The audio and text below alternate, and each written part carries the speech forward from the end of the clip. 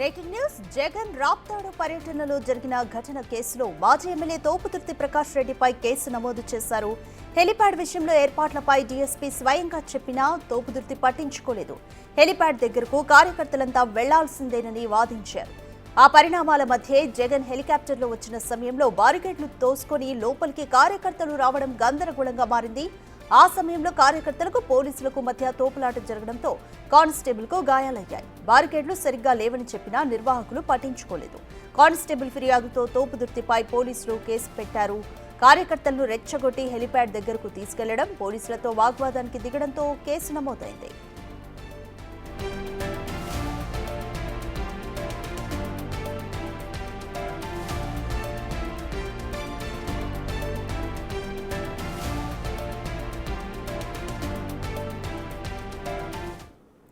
More details మా ప్రతినిధి యోగానంద్ అందిస్తారు. యోగానంద్, జగన్ రాప్తాడు పర్యటనకు సంబంధించి తోపుదుర్తి ప్రకాష్ రెడ్డిపై పోలీసులు కేసు నమోదు చేశారు. హెలిప్యాడ్ విషయంలో డీఎస్పీ స్వయంగా చెప్పినా కూడా తోపుదుర్తి పట్టించుకోలేదు అనేది డీఎస్పీ ఆరోపణ. కంప్లీట్ డీటెయిల్స్ ఏ విధంగా ఉన్నాయి?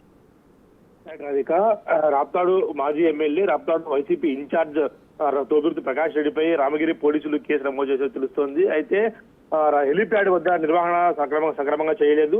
అనేక మార్లు డీఎస్పీ పోలీస్ అధికారులు చెప్పినప్పటికీ కూడా పెడచెవిని పట్టడం, అలాగే కార్యకర్తలు పెద్ద ఎత్తున మొబిలైజ్ చేసి హెలిప్యాడ్ వద్దకు రండి అంటూ కూడా ఆయన రెచ్చగొట్టడం మనకు తెలుస్తుంది.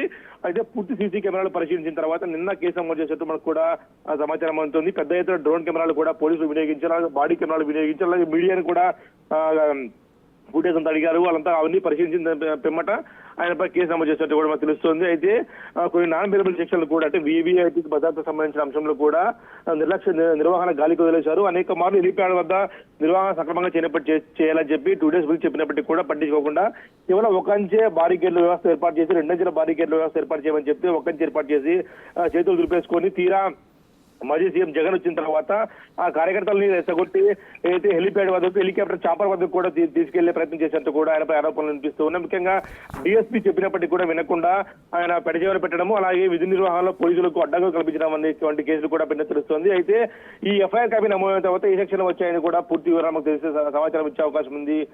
రాధిక, ప్రస్తుతం అయితే ఆయనపై కేసు నమోదు కావడంతో ఆయన రాప్తాడులో, అనంతపురంలో ఎక్కడ లేడు, కేవలం ఆయన హైదరాబాద్ పరిమితమని తెలుస్తోంది. Radhika, thank you Yoganand.